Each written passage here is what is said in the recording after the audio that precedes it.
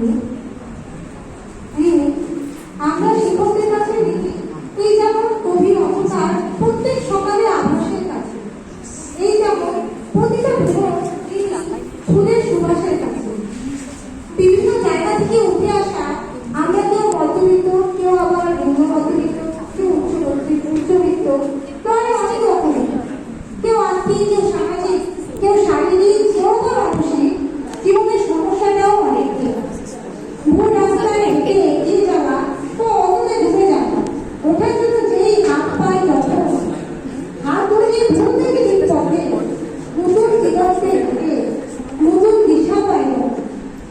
শিক্ষক ছাড়া আর অভিভাবক ছাড়া হেঁটে চলা যেন এক পিঁপড়ে মহাসমুদ্রে ভেসে বেড়ানোর মতো, নাই কোন কিনারা।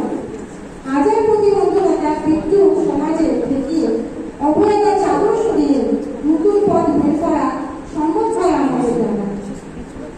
আমরা প্রত্যেক জীবনে কখনো কখনো থমকে গেছি, পিছিয়ে গেছি, অন্ধকারে ডুবেও গেছে। এই মৃত্যুতুল্য মানুষ জটিলা বেতার অন্তরেই ডুবে থাকতাম, জীবনে কিছু কথা ভেবে বসে থাকতাম, জমা অভিমানে মুছে দিতাম।